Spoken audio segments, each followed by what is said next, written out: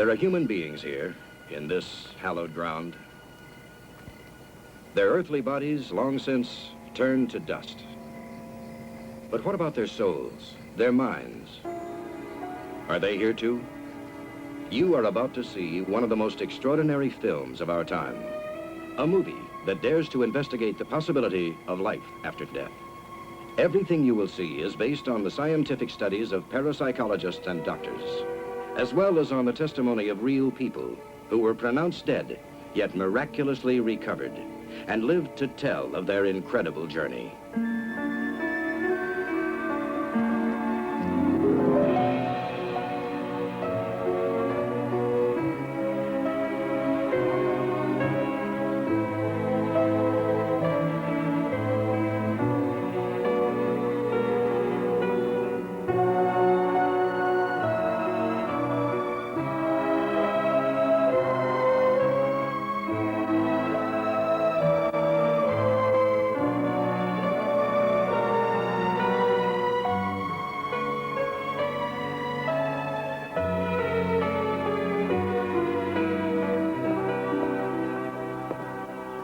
Have a good day, Dad. I'll call you from the office. Bye.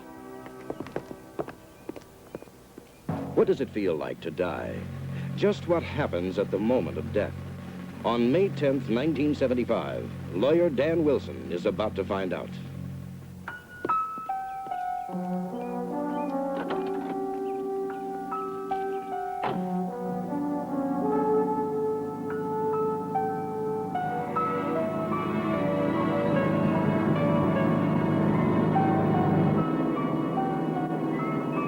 The time is 8:15. Wilson is taking the same road to work he has taken for the last 6 years.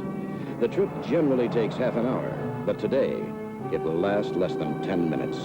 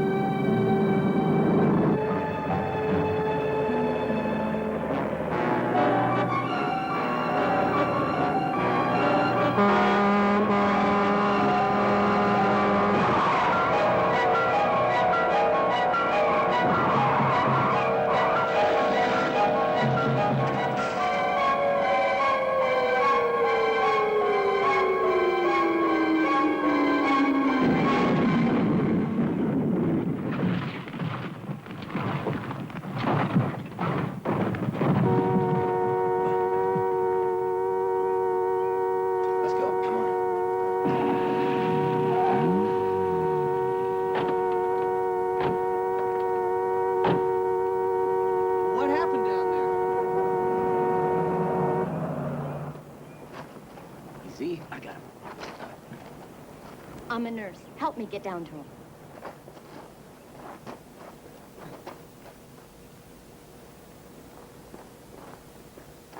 His heart stopped.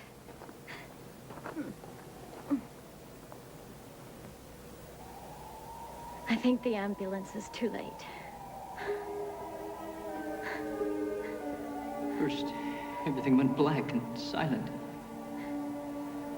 And suddenly, I felt as if somehow I had pushed out of my own body and started to float upward above them. I could see the nurse trying to revive me. And I knew I was dead. Then there was a blinding light. It began to envelop me. I was there, in limbo, someplace between life and death. It was beautiful. So peaceful, I didn't want to come back. There was a little bridge beyond the mist, and I somehow knew if I crossed that bridge, there was no coming back. Then I thought of you and the kids, how much you needed me. And the next thing I knew, I was in an ambulance. Julie, I'm not afraid of death anymore. I know what to expect now. Dan Wilson's story is typical of the hundreds of people who clinically die each year, yet survive to tell their startling accounts of the beyond.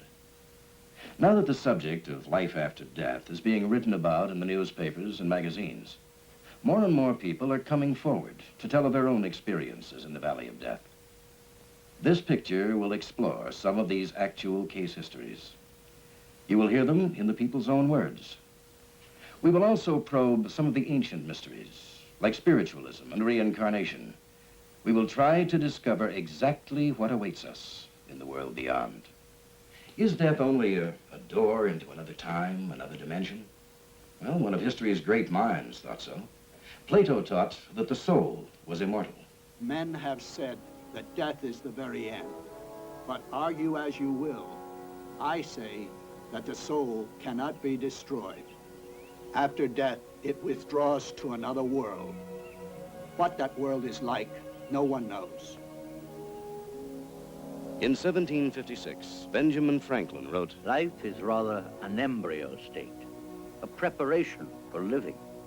For a man is not completely born until he's dead.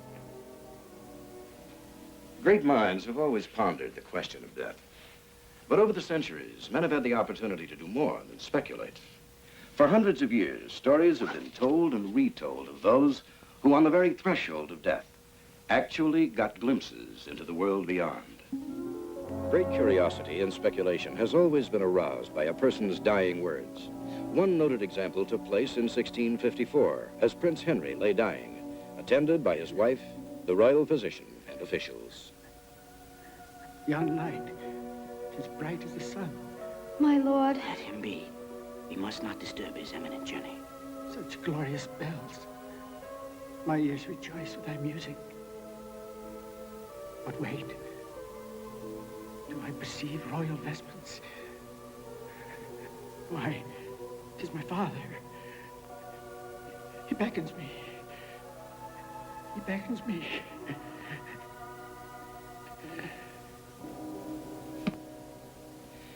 Did Prince Henry really see into another world? Or was he just hallucinating? Stories of dying people who have looked into eternity have been printed and written about for many years. Listen to the dying words of these famous people. In 1861, world-famous poet Elizabeth Barrett Browning spoke these words from her deathbed. Could her observations be true, or merely hopeful speculation? It is beautiful. The famed aviation pioneer Eddie Rickenbacker, after a near-fatal plane crash. Dying is the sweetest, tenderest, most sensual sensation I've ever experienced. In 1931, these were the last words of Thomas Edison. It's very beautiful there.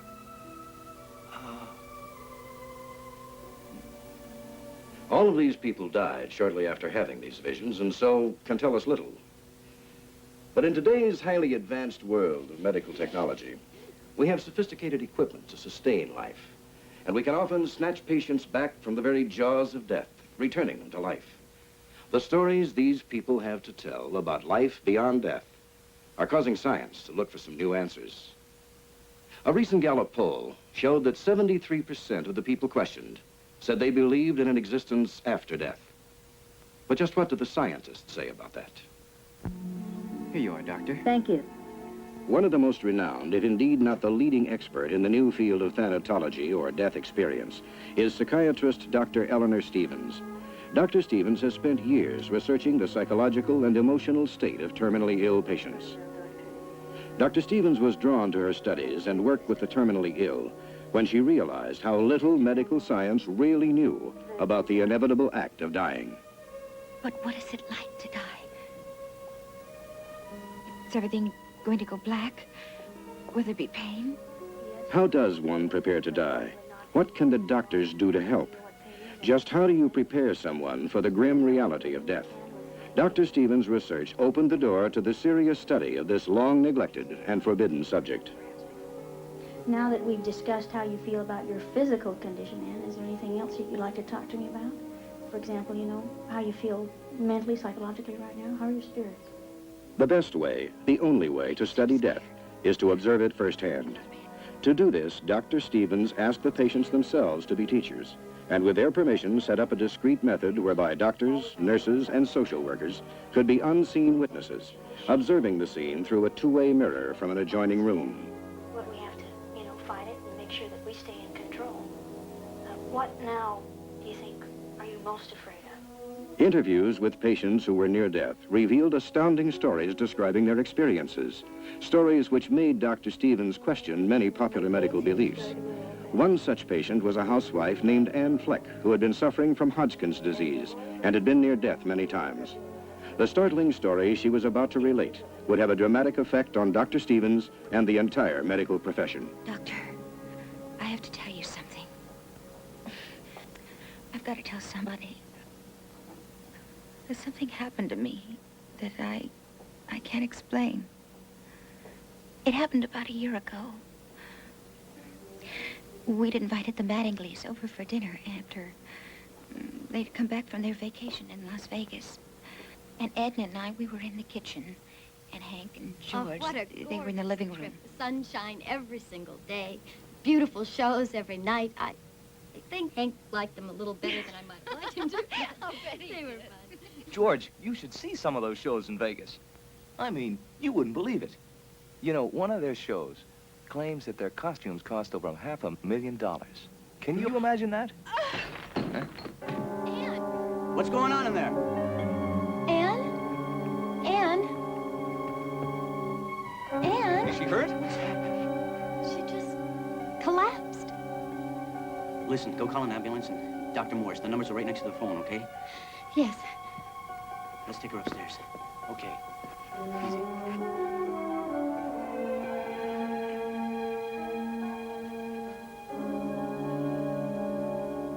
Still no vitals, Doctor.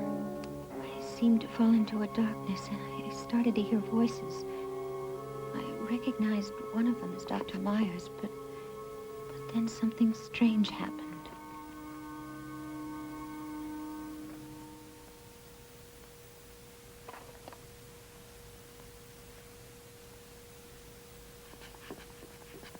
She's been gone for 15 minutes, Doctor. Keep trying. But she's dead, Doctor.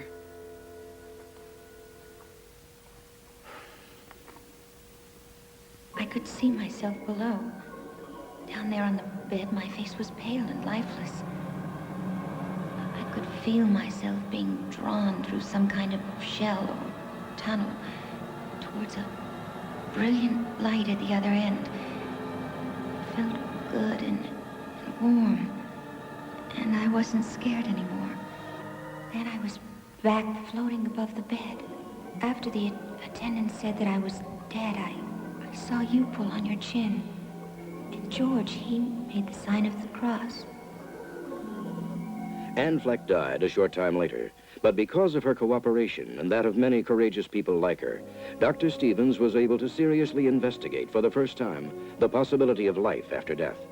The doctor soon concentrated all her work on dying patients. She was startled to discover that those patients who had survived death all had similar stories to tell. She reviewed tape recordings of other interviews, cross-checked them against each other. The stories of death experiences were remarkably similar in detail. Then, one day, while lecturing about the death experience to a college audience, Then reaching a bright source of light at the other end. Yes. You've been telling us about all these spooky cases you've seen, about people surviving death and telling you about an afterlife. But do you really believe in all that jazz? It's not a matter of belief or opinion. I know, beyond the shadow of a doubt, there is life after death. Dr. Stevens had not intended to make her beliefs public as yet, because there was so much work ahead, but now it was out. In the next few months, the news media blew up Dr. Stevens' startling statement into bold headlines.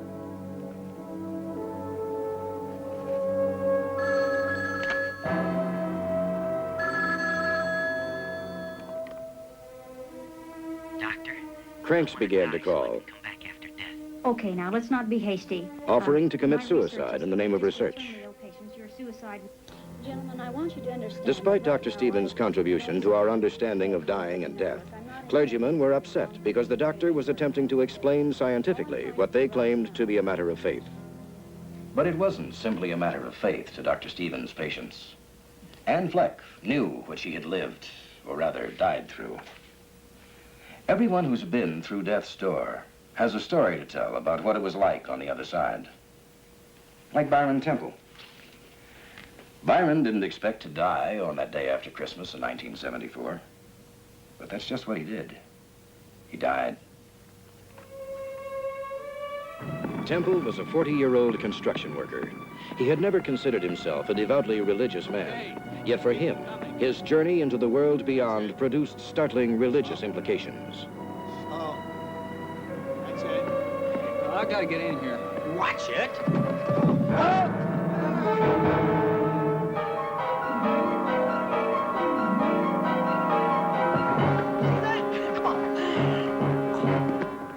Hold on tight. Grab the other arm. It's Byron.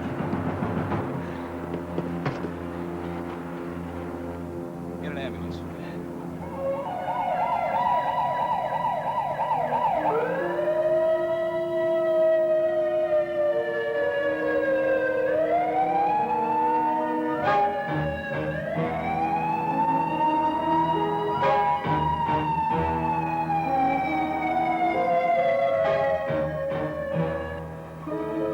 Hurry up and order an EKG. I think he's one of Dr. Tisham's patients. Get him. Yes, doctor. I can't get a pulse.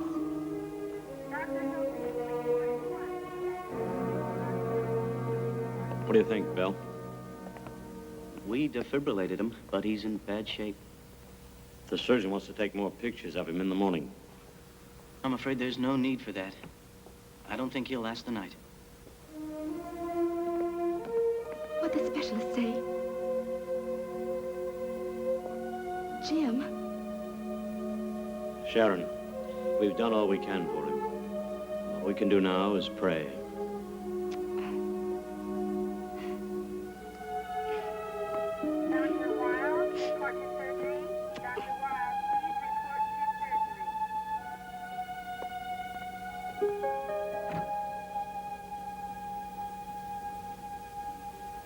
Somehow I got through the night.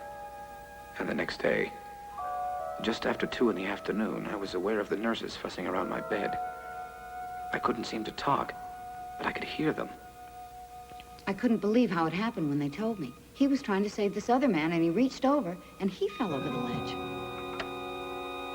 He's arrested. I'll get the doctor. Right. The room started to go dark.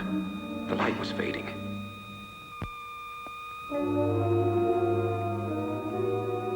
Doctor, I tried external heart massage, but I couldn't raise any pulse at all. He's gone. I'll call his wife. I wanted to cry out. I wasn't dead, but my mouth couldn't move. Then suddenly, I felt like I was slipping out of my own body, and pulled through a long tunnel. Soon I was high over a city, and I could see the lights blinking, beckoning me. It was the most beautiful thing I'd ever seen. Words can't describe the beauty nor the splendor of such a city.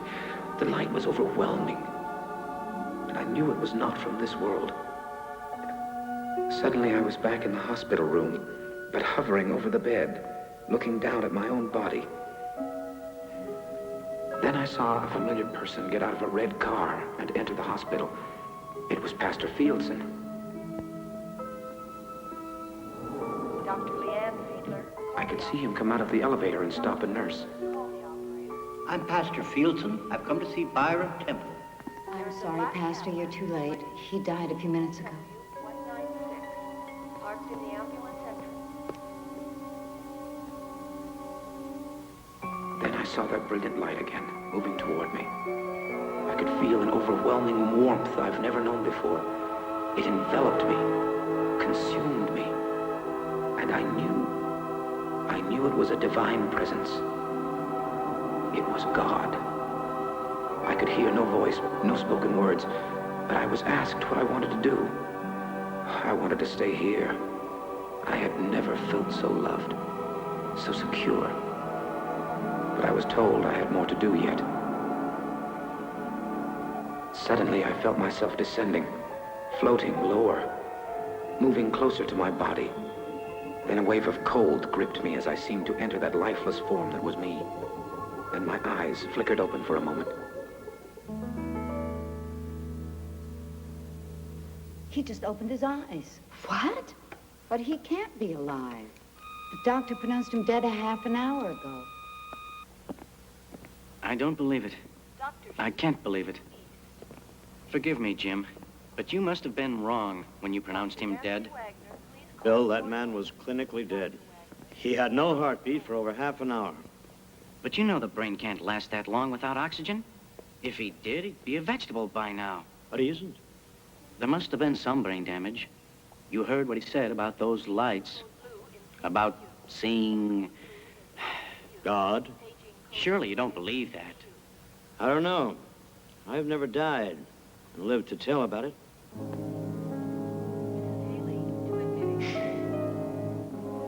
Byron Temple is still alive today. One conclusion from his story is seemingly inescapable. His experience clearly implies the existence of what is commonly called the soul. But the cold clinical attitude of science rejects a word like soul. They prefer a term like consciousness, the mysterious energy of the mind. All right. Just what do we know about energy in general? The law of physics regarding energy states, as wood burns, it turns to ashes. Steel melts and becomes a molten liquid. In other words, energy cannot be destroyed. It can only be changed into another form, like splitting atoms for a nuclear bomb. But what happens to the invisible energy of consciousness at death? This organ, the human brain, is the most complex, most mysterious thing known to man. We know it emits energy because we can measure its wave activity, electrical impulses, alpha waves, among others. Today, scientific research centers are springing up all over the world, where parapsychologists are devoting themselves to just one field, the mysterious energy released by the human brain. In the United States alone, there are now over 100 universities offering courses in parapsychology, where ongoing experiments with the mind are part of the daily curriculum. It has already been proven that some people can control their mental energy and fine-tune it in such a way as to send or receive electrical brain impulses. Recently, top scientists at Stanford Research Institute performed an incredible experiment which proved electrical impulses of the brain could be transmitted from thousands of miles away. A target observer was flown to a city in South America, where he stood focusing his concentration on the image of the airport there.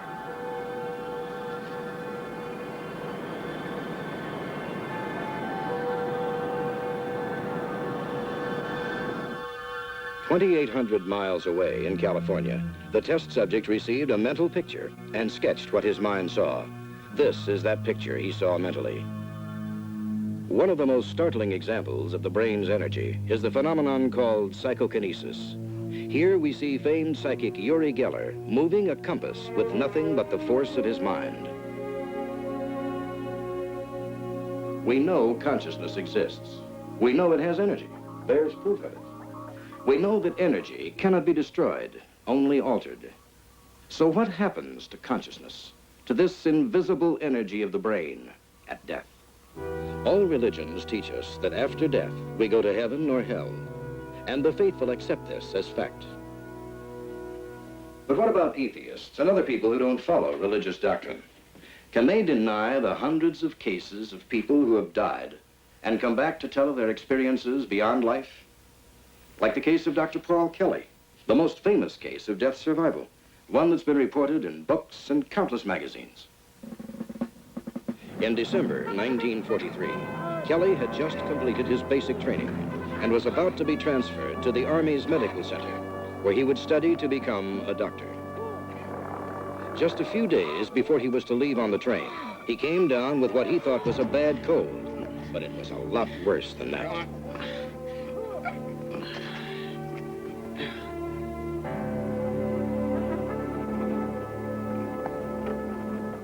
What a lousy piece of luck. Here I was just about ready to leave, and then they slapped me in the base hospital with a rotten chest cold. Or so I thought. You see, for a private like me to get a chance at medical school was practically unheard of.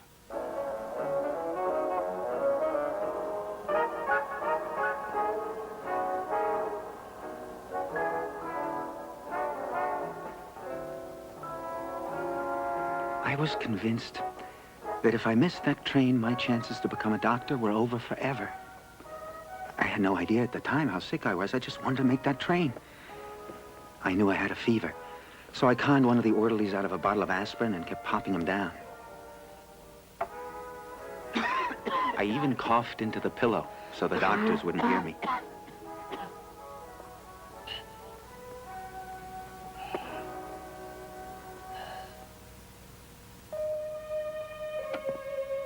On December 19th, I was taken to the recuperation wing, and a Jeep was scheduled to pick me up at 4 a.m. to take me to the railroad station.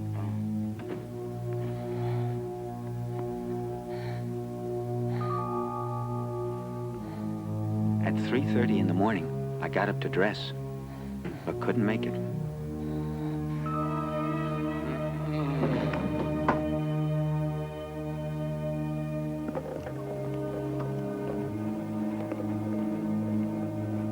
I remember being put on a stretcher and pushed down a long hall.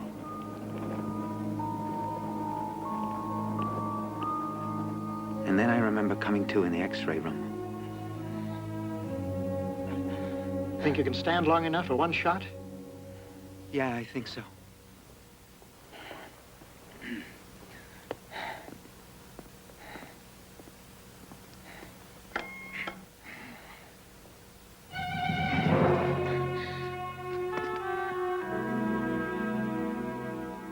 $106.5, still going up.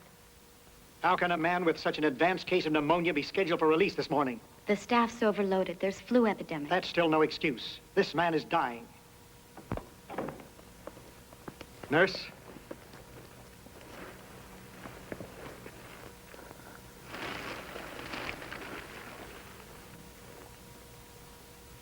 He stopped breathing. There's no pulse. This man shouldn't be dead, but he is. I want a full report on this. A complete workup. Doctors, nurses, orderlies, everybody involved. You read me? Yes, sir. Clean this place up. Get him ready for the morgue. I'm sorry, Captain. So am I.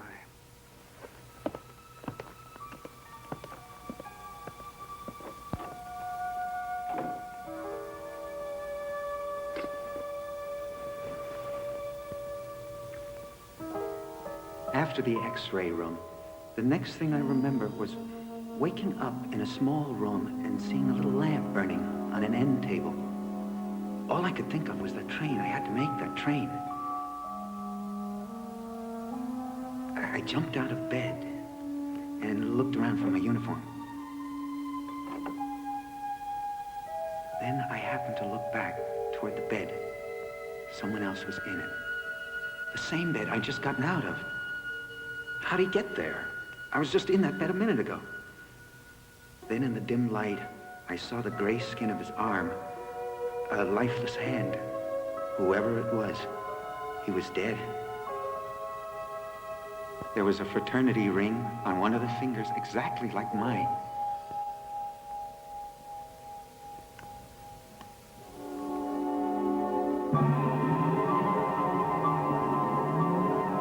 My head began to spin. What was going on here? Was that me? Was I lying dead in that bed? It must have been a nightmare, or maybe it was the sedatives they'd given me. I prayed I was hallucinating. I ran to the door and looked back again, but he was still there. It couldn't be my body. Was I going crazy? I hurried out into the hall. An orderly was coming right at me. I hollered at him, "Hey, look out!" He seemed to go right through me. What's happening here? Then I found myself in darkness. Where was the hospital? Where was I?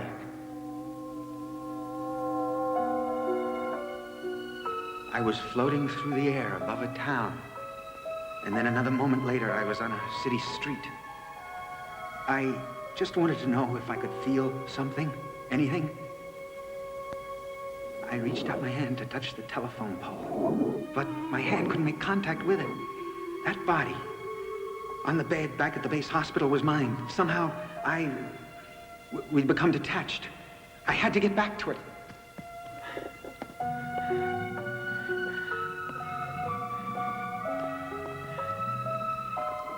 Hey. I raced through the halls of the hospital, trying to find that little room. Wait. No one seemed to see me. Doctor! Finally, I found my room. And there was the body.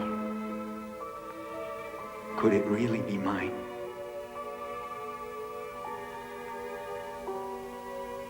I tried to pull off the sheet, but I couldn't grab it. I had no substance. It was true. I was dead. Is this what death is? Without warning, the room began to fill with light. There was no word to describe a brilliance that intense. But it wasn't just light. It was a feeling of warmth, of love, completely overwhelming me. I wanted to lose myself in it forever. Then I was squeezing through a cramped, warm tunnel. Someone reached in and gently pulled me. After that, my whole life flashed before me. More than that, really. I was reliving every moment of it. Every sight, every smell, every sound. Seeing, feeling it. Then the light seemed to speak to me, but I heard no voice. It said I was in the presence of the Son of God, and he was asking me what I'd done with my time on earth. All of a sudden, I knew everything I'd ever done was meaningless. I knew now I was dying, and I wanted more of a chance. I pleaded that I was too young to die yet. Then the voice said that no one is too young to die. After that, the light blazed so brightly I couldn't see anything anymore, until I found myself in another dimension. I really don't know how to explain it, but another world existing parallel to ours, like a photograph with a double exposure. Then I found myself in a room with some futuristic lab equipment and lasers and computer banks, and this was 20 years before they were even invented. I was in another time. Suddenly, I was shot out of that unearthly room and into space. I could see a city, not of steel and glass, but a city made of light. The buildings, the streets, everything was constructed of light.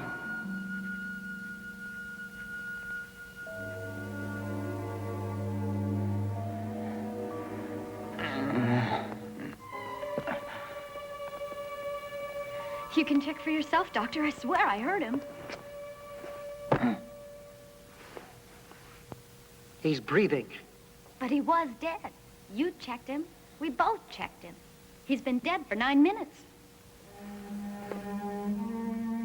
A few weeks later, they were ready to discharge me from the hospital.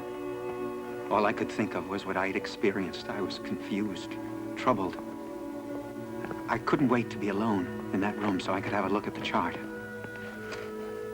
And there it was, in print. It was official.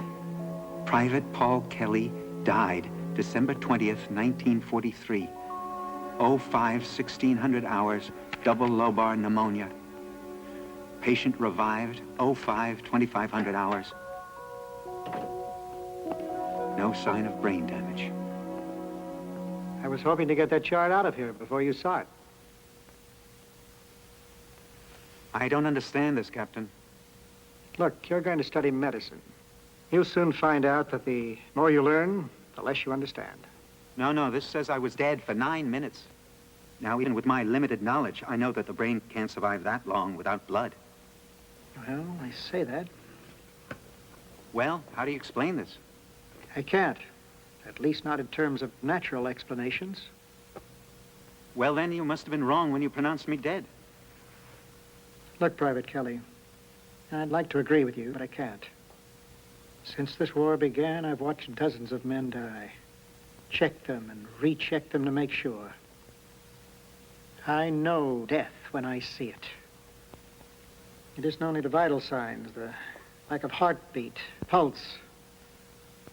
You begin to recognize death, to smell it, to sense its presence. Only God knows what happened in this room. But you were dead. You were dead for 9 minutes. For 10 years, I didn't tell a soul what happened to me in that room. Later, I told my wife.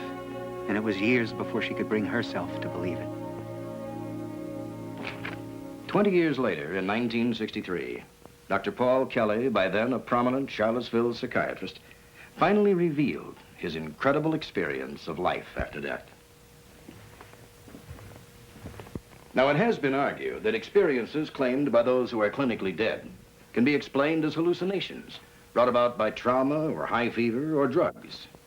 But in many cases, patients reported specific knowledge and astounding facts that cannot be rationalized in any way. Like the case of Jacob Thompson, a blind biologist given a unique glimpse of the world beyond life. So you're sure then? Biopsy proved the tumor malignant. It has to be removed, Jacob. How soon? Immediately. They're still after me. Who's that? Fates. Destiny. Whoever calls the shots. Let him be born healthy, they said. But he won't need a mother, so we'll grab her off before he's 2 years old.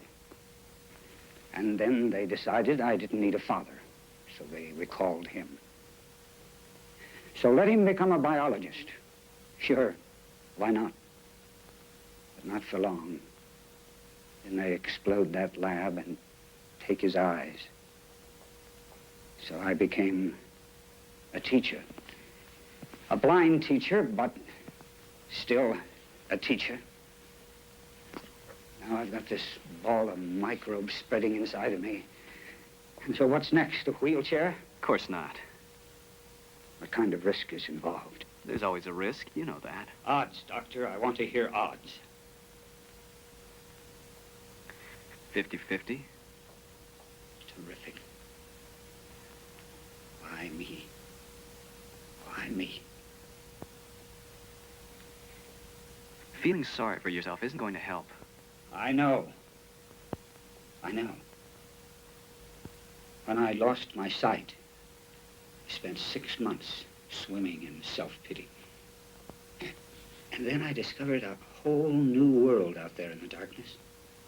Simple things. Things that I'd taken for granted or hadn't even noticed before. The smell of bacon frying. The sound of children's laughter. The taste of a ripe tomato. And the warm, soft touch of my wife's face when she's sleeping. You don't need eyes to feel love. The mind doesn't need a light to touch a star. I want to live, Doctor. So let's get on with it.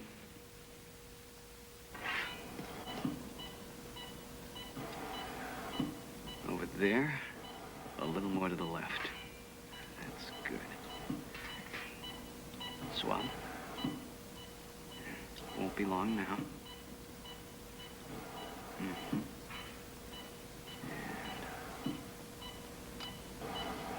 Bad. Vital signs are unsteady, Doctor. We'll use shock. Hurry. We're losing him. There's no reading at all.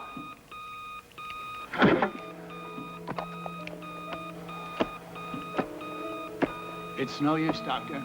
He's gone. Adrenaline!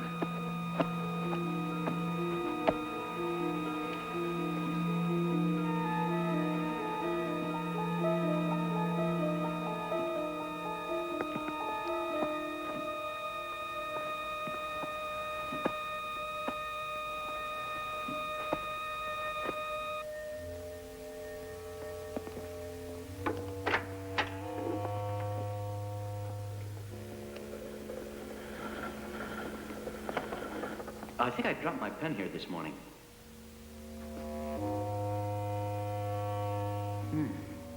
That's funny. Could have sworn it was around here. It moved. What? The one we just brought in. He moved. This guy's still alive. Get a doctor.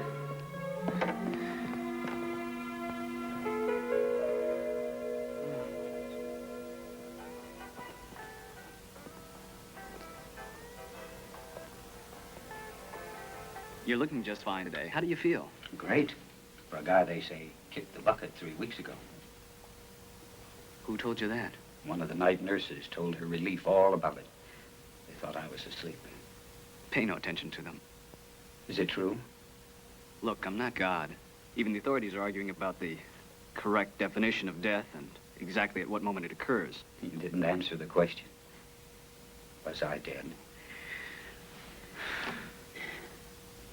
To give you the proper technical response, you showed no vital signs for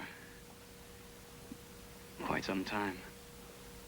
Something happened out there in that operating room. Something that I don't understand. That makes 2 of us, Jacob. Open. I saw the whole thing.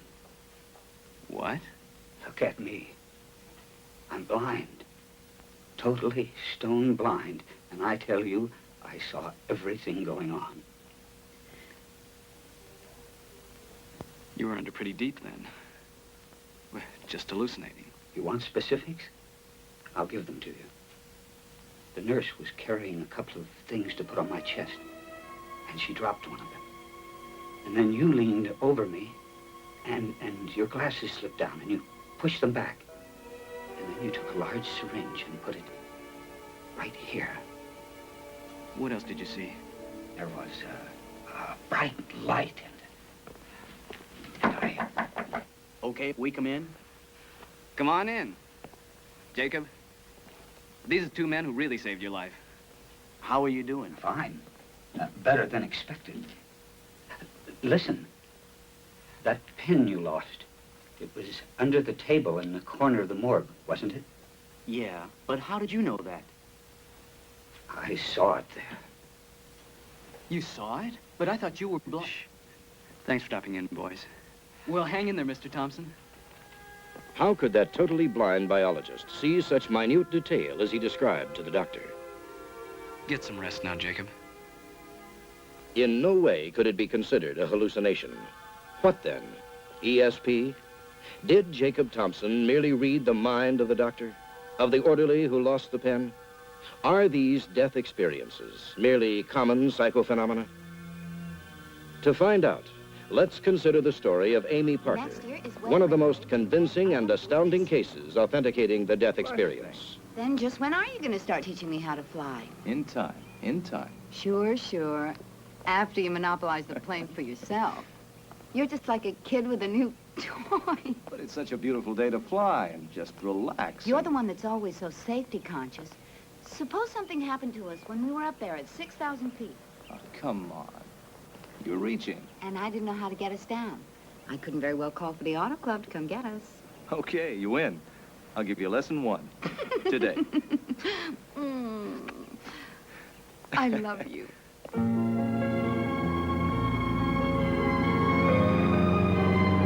It was October 12th, 1976. Eric and I had just celebrated our 2nd wedding anniversary, and we decided to take a little cruise in the plane we just bought 3 weeks before.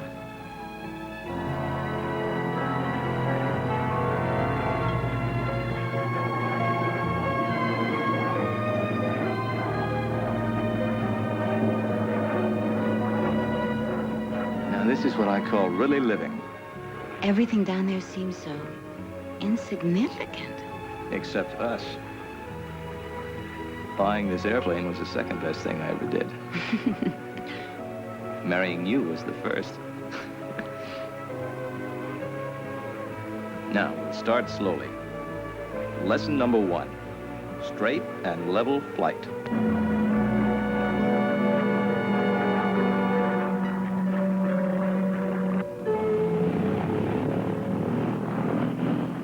What was that? I don't know. There's plenty of fuel. It doesn't figure. There's no power. It's gonna stall!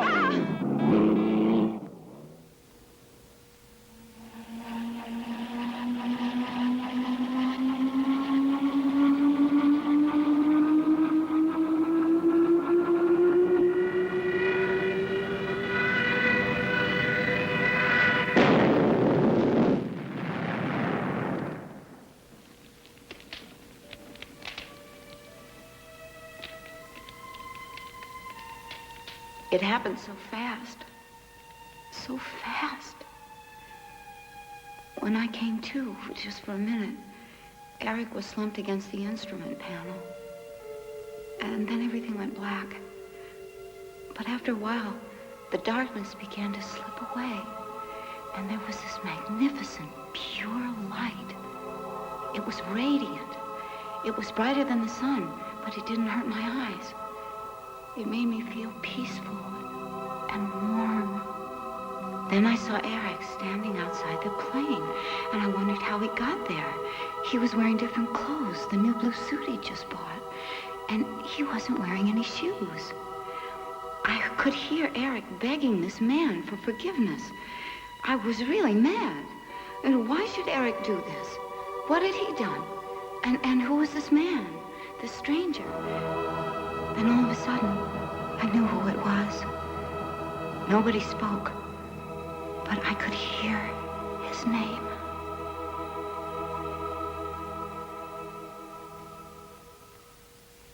Eric Parker did in fact die in the crash, but it was not until some weeks later that Amy would share her most startling revelation. See that rose bush over there? Mm-hmm. He bought it on sale for half price. It was dying. All the leaves were brittle and dropping off. He pampered it, took it in at night and brought it back out in the morning. He babied it. He gave it new life. Just as he gave me a new life. Memories are peculiar things, Amy. They can comfort us or they can torment us. Let yours warm you, not hurt you. It's the way Eric would want it. It's been almost a month since the crash, and you're the first one who's even mentioned Eric's name. Everybody keeps avoiding it, as if he never even existed. They're only trying to make things easier for you. I didn't even get to go to the funeral. You were in the hospital. There was a reason I asked you to come here, Reverend. You're the only one I could even hope might understand. I'll try. I didn't want to ask anyone else because I was afraid to. No, not afraid to. I was just reluctant to know the truth. The truth about what, Amy? The clothes they buried Eric in. It was his new blue suit, wasn't it? Yes, but why torture yourself about... How did you know that? Your mother-in-law said that no one's mentioned anything to you about the funeral. He wore no shoes. That's why I saw him barefoot. Of course. They don't bury dead with shoes or socks on. What are you talking about, Amy? I saw him. I saw Eric. Right after we crashed, just outside the plane. He was in his new suit. And he was with... What is it? I'm not afraid. I'll never be afraid again. Especially of dying. Because I saw him. I saw him. You saw who? Jesus. I saw Jesus. If Amy Parker experienced only visions induced by the trauma of the plane crash, how do we explain her knowing what clothes her husband was buried in? Is it possible that what she saw was an apparition of his soul? Well, there's that word again, soul. Is there any way to scientifically prove the existence of the soul? Some have tried. In this journal of the American Society for Psychical Research, there is a report on Dr. Duncan McDougall and his incredible experiment to attempt to weigh the soul. We're ready, sir.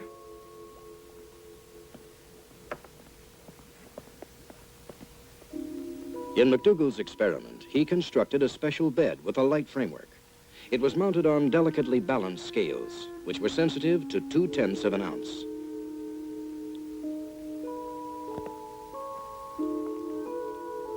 Many terminally ill patients volunteered for the experiment, and they were made as comfortable as possible.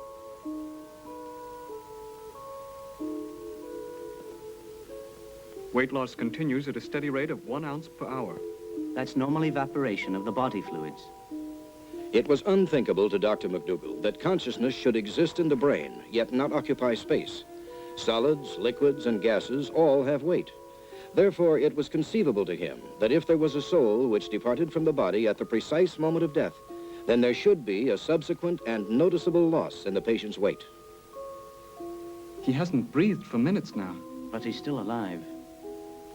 His facial muscles continue to move, but he's weakening faster now.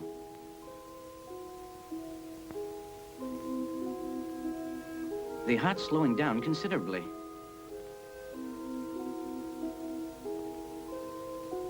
It stopped.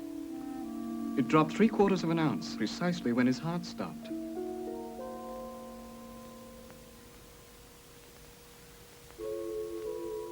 The same experiment was conducted on 5 more dying patients, and in each case, the same thing happened. The patient lost 1/2 to 3/4 of an ounce in weight at the exact moment of death. There was absolutely no medical reason to explain the abrupt weight loss at death, unless, according to Dr. McDougall, it was the soul leaving the body. The doctor then conceived another provocative proposal. The same experiment was conducted on 15 different dogs. The results were uniformly negative. None of the animals showed any loss in weight at death. Could that mean, the doctor wondered, that lower life forms have no souls? Whether or not Dr. Duncan McDougall really weighed the soul as it left the body is still being debated. But has anyone ever seen the transposition take place? Actually witnessed the soul withdrawing from the body? The Journal of the American Society for Psychical Research, plus these files of parapsychologists, record countless case histories in which witnesses claim to have seen unexplainable occurrences at the moment of death. One of the most delightful books ever written was this, Little Women. The author, Louisa May Alcott, was one of America's most famous writers. She described an incident that took place when her sister passed away. Present were Miss Alcott, her mother, and the family doctor. There were no indications that anything extraordinary might happen. But then, at exactly the moment of death,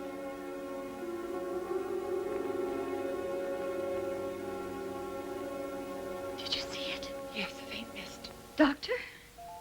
I saw something. Dear God. What was it? what was it Louisa May Alcott, her mother, and doctor saw emanate from the sister's body?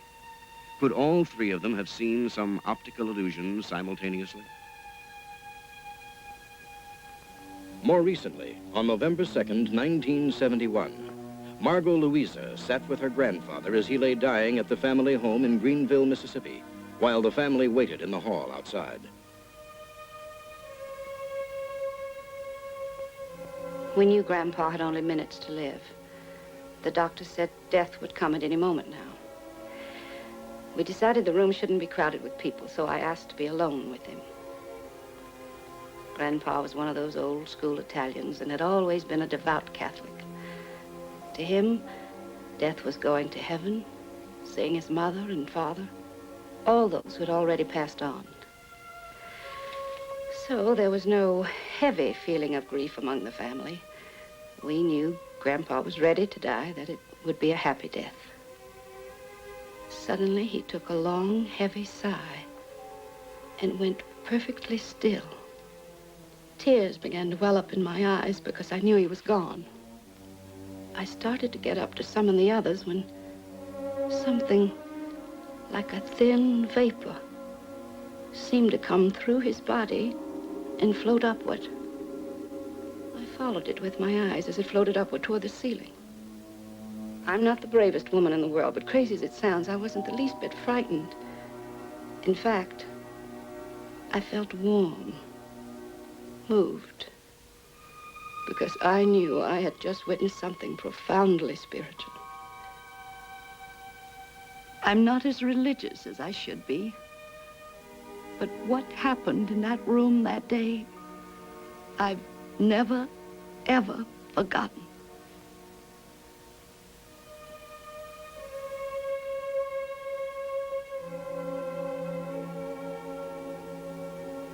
In 1911, a French photographer named Baraduc shared his wife's fervent belief that upon death, the soul left the body. Years before, she had extracted a solemn promise from him. Whoever died first, the other would attempt to photograph the exact moment of death. When the time came and it was she who was dying, Baraduc had to struggle against his grief, but he made good his promise and photographed his wife just as the last breath of life left her body.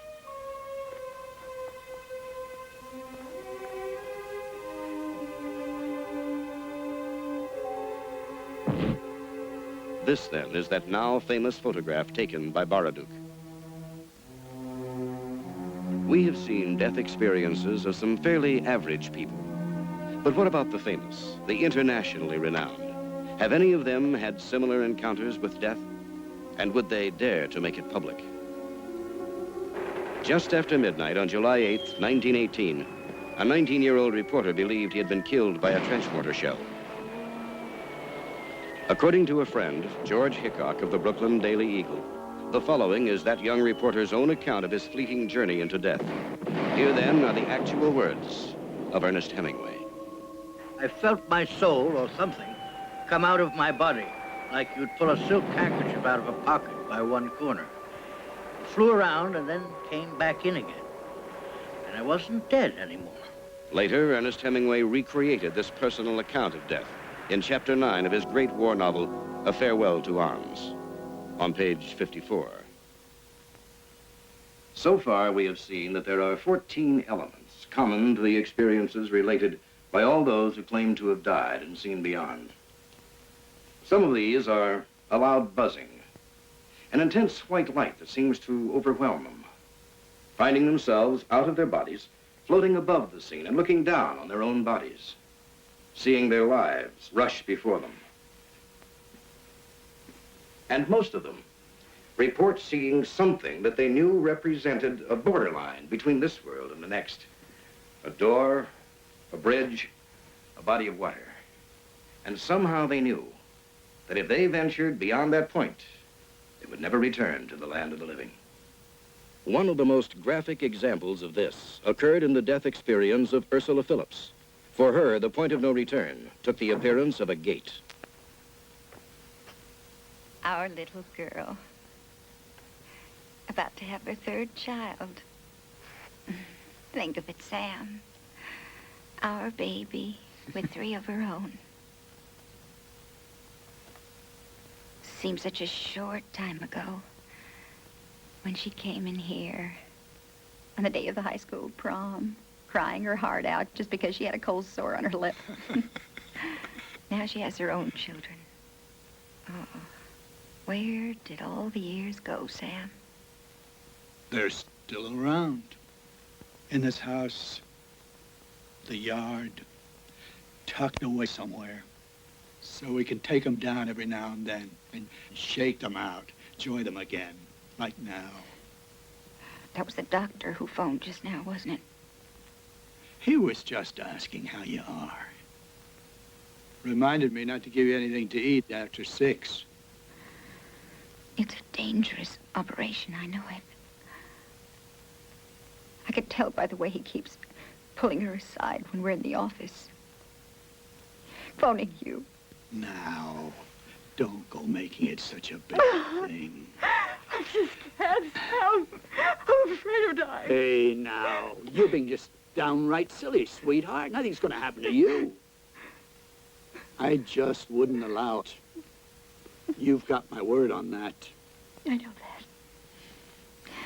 You've always been right, Sam. About everything. Don't be wrong now. Ursula Phillips' operation took place as scheduled, but once she returned to her room, there were complications.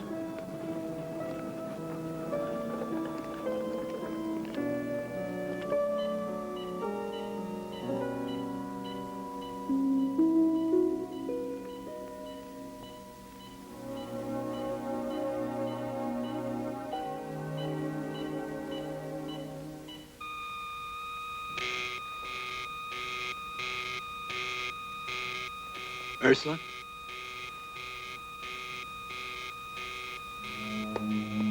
Last thing I I remember was being wheeled into the operating room. And then there was darkness, as if I'd fallen into a deep well.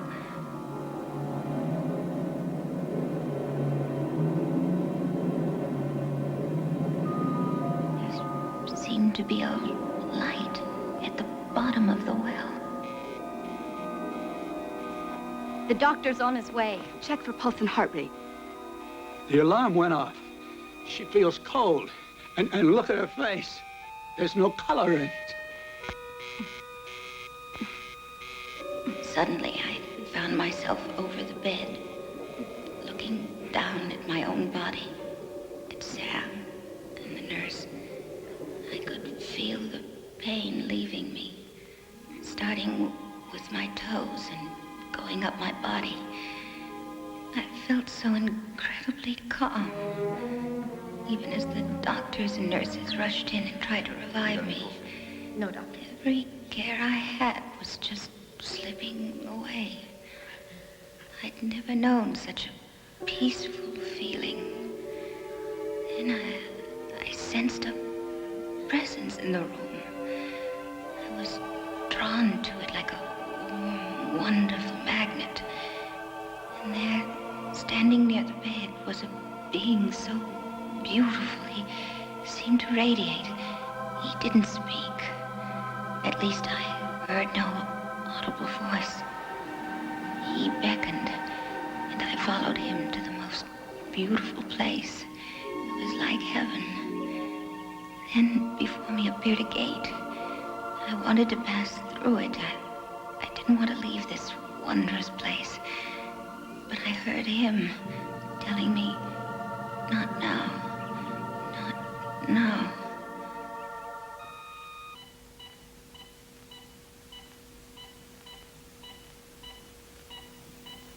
Vital signs returning. Then I felt the pain return. It started in my head and traveled down my body to my toes. And I knew I was back among the living. Is it just coincidence that in almost all death experiences, the person saw what was described as a divine entity? Remember, Byron Temple said, I knew it was God. Paul Kelly. The light seemed to speak to me, only I heard no voice. It said I was in the presence of the Son of God. Amy Parker. Jesus. I saw Jesus. People of all faiths, Christians, Jews, Mohammedans, Buddhists, who were clinically dead yet survived, all reported a confrontation with God. This isn't going to be easy for me, Doctor. One patient who survived death was an avowed atheist. Not only did he not believe in God, but he had no religious indoctrination whatsoever. You see, this light caught me. I mean, boy, it dropped over me like a shimmering net. And there he was, this strange man, looking at me with such piercing eyes. Yet, they were warm eyes, kind. I wanted to go with him because I knew he was... You know I don't believe in God, but somehow I knew he was a divine presence. Still another frequent element of the death experience is seeing dead relatives and friends who have come to take away the dying one. In many cases, the patient didn't even know the relatives were dead. As in this example of a dying 12-year-old girl.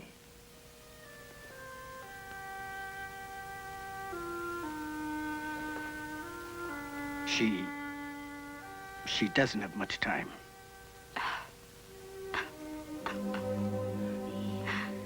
Mommy, he wants me to go with him, but I don't want to.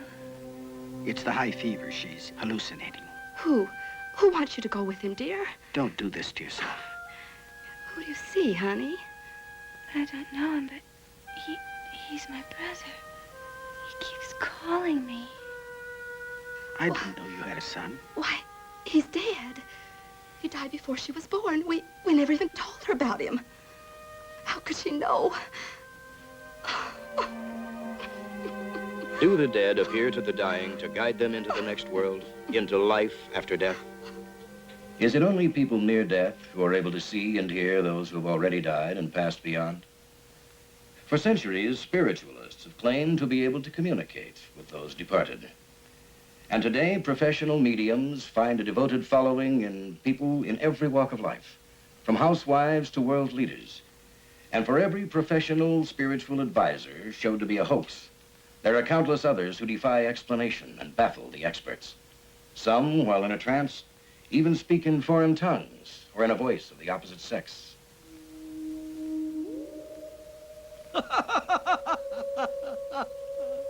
Still can't bait your own hook, Daffy. And stay out of elevators at night, Daffy. We're not expecting you for some time yet. The common notion is that the medium acts as a communications link to the next world, speaking to the living friends and relatives on behalf of the departed one. The image of a group gathered around a table in a darkened room has been popularized over the years in fiction, movies, and television. This dim environment, of course, helps to aid those whose intent it is to deceive the gullible with mysterious sounds, strange voices, moving objects, and general cheap theatricality.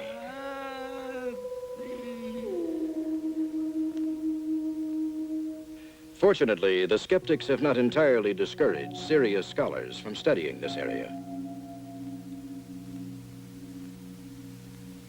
During a seance in Iceland, the spirit of a dead man allegedly spoke through a medium, and a scientific paper on the incident was written by Professor Paul Cresswell, head of the psychology department of the University of Iceland, and his colleague, Thorold Rigby, from the psychiatry department of the University of Virginia.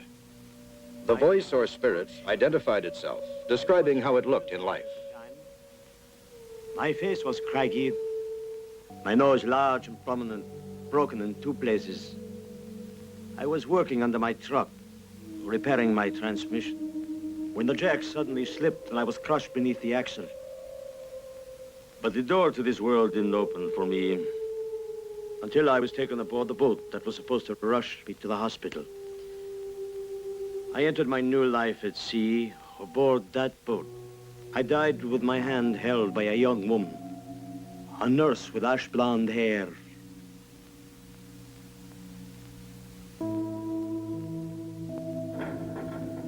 Professors Cresswell and Rigby were fascinated by the experience and started an immediate investigation into the dead man's life and how he died. Every single fact given at the seance proved absolutely accurate. Right down to the nurse who was on duty aboard the boat that night. She did indeed have ash blonde hair. The professors even investigated the medium and everyone connected with the seance, and they were convinced that none of them could have known all the details revealed at the seance. The investigation actually continued for 6 grueling years, and the men were convinced that this was an authentic case of a drop-in communicator from the next world, adding more proof to the idea of life after death.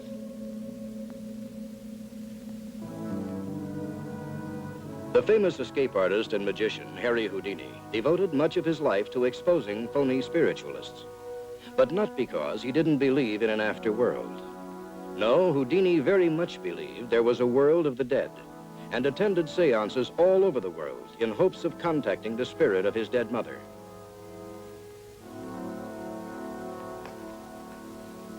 Harry Houdini had no success in communicating with his mother, but he was not discouraged from his beliefs. Join hands. Before his death, Houdini vowed to send a message to his wife from beyond the grave. In 1928, he made good that promise during a historical seance conducted by the noted medium Arthur Ford. There is another man here tonight, one who wishes to communicate a message to his wife. His name in life was Houdini. He asks to relay to his wife the words Rosabelle? Answer. Tell. Tell. Answer. Answer. Learn. Idea. Later, a friend went to see Mrs. Harry Houdini to tell her about the seance. Hey, Janice, do you have any idea how many people call me? Write to me, all swearing that they've had a message from Harry. I know.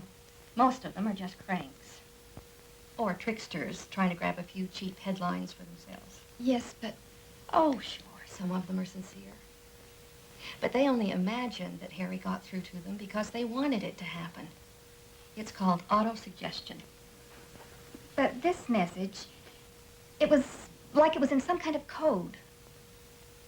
Code? Really just meaningless words. It didn't make sense. What was it? I wrote it down word for word. Here it is.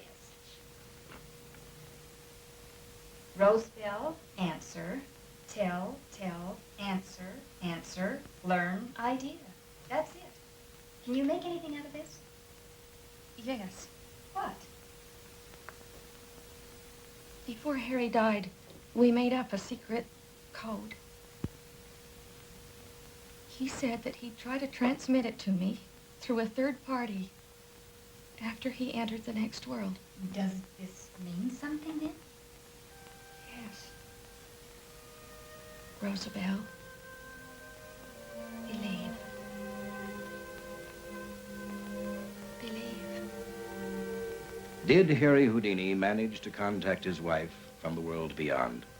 And if so, where was he? What is the beyond? Where does the soul or consciousness go when it leaves the body? To heaven, where we shall see God and be reunited with our loved ones? Or, as many psychical researchers and spiritualists believe, remain right here on our own planet, but in another dimension? Does each of us go through an endless cycle of births and deaths, dying and being reborn again in different bodies? Plato believed that if the soul can exist in the future, it must also have existed in the past. Could this indestructible energy that we call consciousness, the soul, could be transferred to another body in reincarnation and live again? And if we have lived a former life, why don't we remember it? Or do we? Parapsychologists tell us that lack of memory of another life proves nothing, since most of us have no conscious recollection of our own early childhood either. But what about our subconscious? In 1952, Maury Bernstein succeeded in regressing a Colorado housewife beyond her own birth, back to a former life in Ireland, to a girl called Bridie Murphy. My friends in Belfast are Mary Catherine and her husband Kevin. We love to go there. We spend long evenings sitting around the table in the big kitchen, playing cards and drinking tea. Belfast is so much fun to be in. Though the housewife had never been to Ireland, she spoke with an Irish brogue while in a trance, and her description of her earlier home and other details proved amazingly accurate. Hundreds of cases claiming reincarnation are reported from all over the world every year. This one took place in Bisauli, India, and is well documented. Why do you cook for me when I have a wife in Moradabad who can prepare my meals? Really? And how can a 7-year-old boy have a wife 90 miles away in another town where he's never been? I also have 3 sons and a daughter, and my brothers and I own a biscuit shop called Mohan Brothers. Parmad, why do you speak this nonsense? Where have you heard these things? I ate poisoned milk curd and became ill. Then I died. Wait till I tell your father. Later, the boy's mother related what her son had told her to his father, a college professor. When the boy kept insisting to be taken to Moradabad, the father finally gave in, beginning to become as troubled by the whole thing as his wife.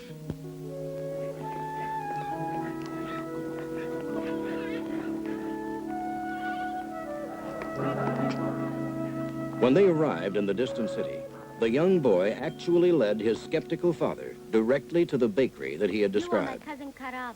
My name was Parmanon in my previous life. The boy's father was embarrassed, but nevertheless tried to explain the strange stories his son had been telling him. But I did have a cousin named Paramanand. He died in 1943 of an intestinal illness after eating bad milk.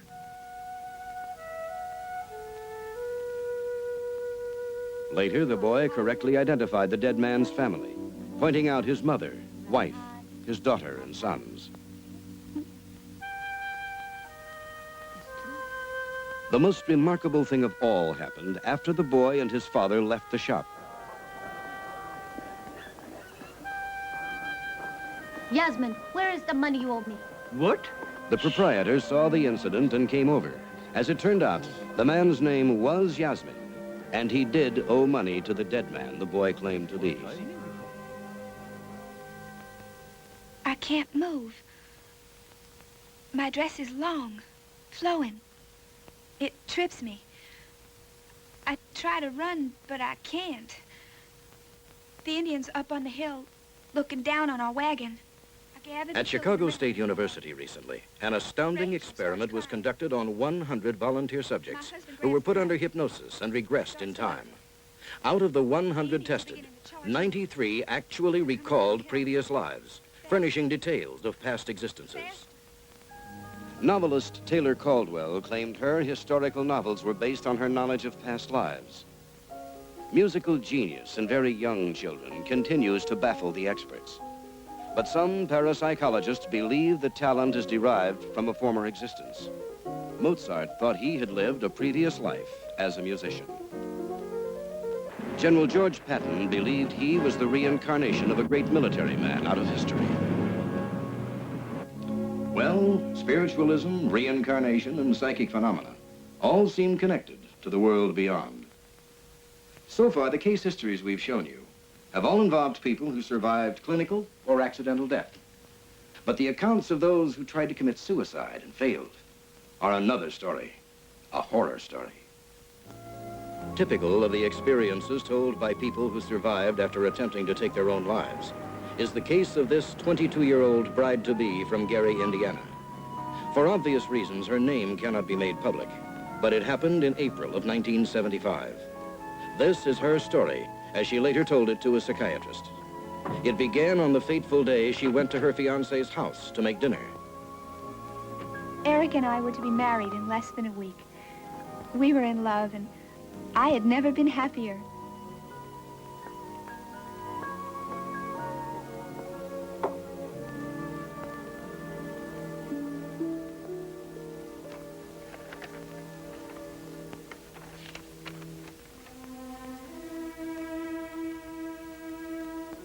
His note said that he was leaving.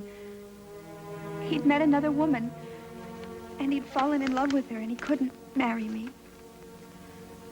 I couldn't believe it. I didn't know what to do. I knew I couldn't stay in that apartment. I had to get out of there.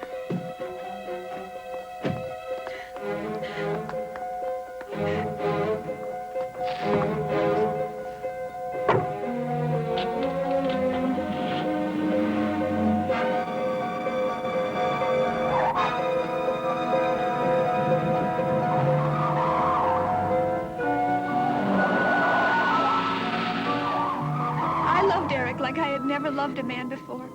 Our wedding invitations had already been sent out, and my parents were going to be here in 2 days.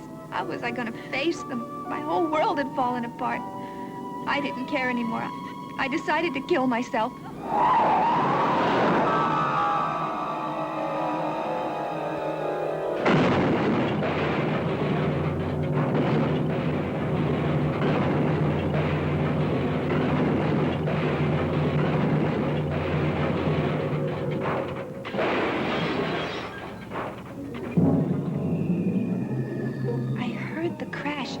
It was as if the whole world had exploded around me. And then there was only silence and darkness. Suddenly I was going through a long, dark subway. The pain was excruciating. I tried to scream, but couldn't. And I was so cold and terrified. And something started striking out at me. Hands kept ripping at my skin. No, they weren't hands. They were snakes. of the tunnel into some horrible swamp where people, all of them dead, were moaning and crying out. The smell of death was everywhere. Oh, God, pray for me.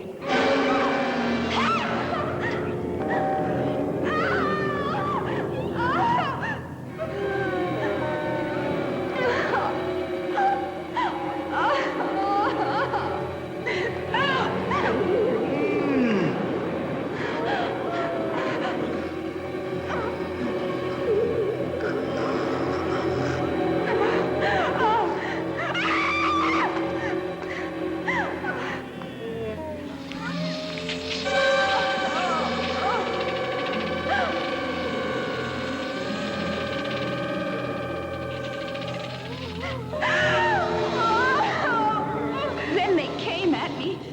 They were such horrible, grotesque people, and they grabbed me, and I couldn't fight back as they dragged me away with them. Oh, the pain, the pain.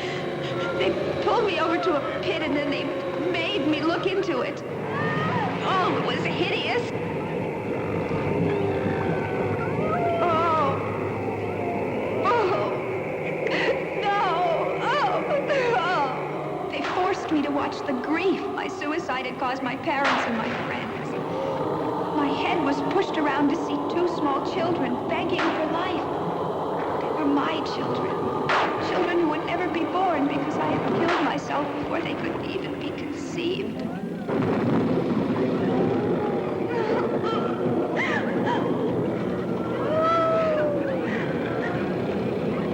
Oh, get away from me! I want to go back! I want to live! I want to live!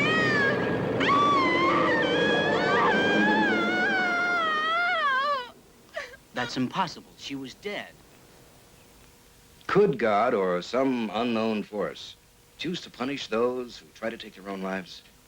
Because in every case of suicides who survived, they told the same kind of horror story as the girl we've just seen. While on the other hand, natural death or even accidental death seemed almost pleasant. Would you like to see what it's like to enter that region between life and death? All right. You're in a hospital room. You're dying. The doctors are working over you. Massage isn't working. We'll have to give him shock.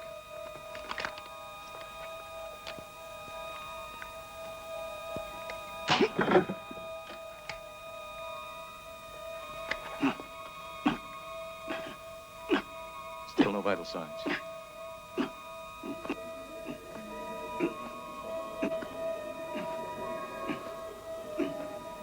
It's too late. The patient's gone. Adrenaline. Yes, doctor.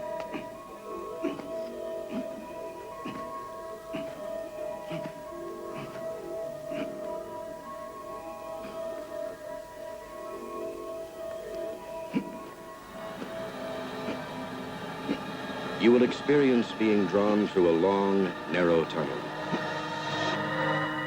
Then you will find yourself floating above your own body.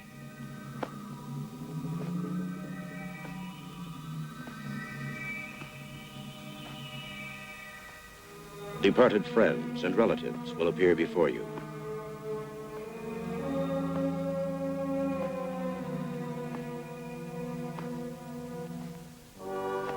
You will experience a divine presence.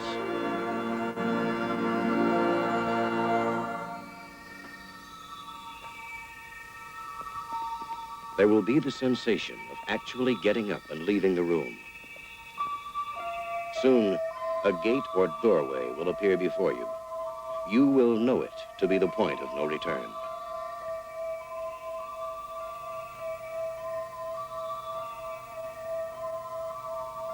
Go back. Your time has not come. You will squeeze back through the tunnel again.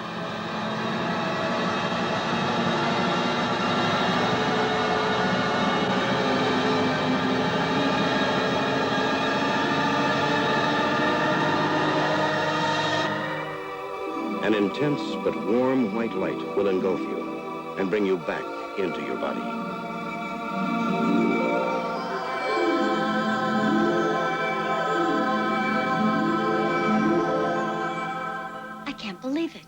pulse rate is almost back to normal.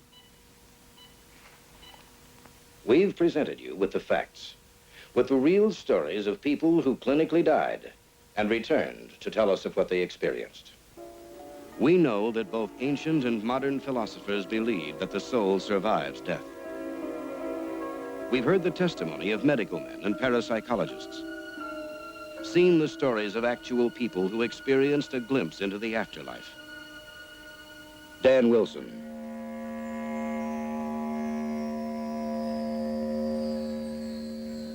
Anne Fleck, Byron Temple. We have explored psychic phenomena, spiritualism, and reincarnation. Scientific investigation into these areas is finally clearing the clouded veil that has obscured them for so long. These subjects are now being lifted out of the realm of superstition and being laid into the realm of fact. Is there a heaven and hell? Or another place for us in a different time or dimension? If you're a religious person, you already believe in life beyond death. If you're a scientist, you're still trying to figure it out. But one thing is certain. Something awaits us. And one day we shall all find out. In the end. Or is it the beginning?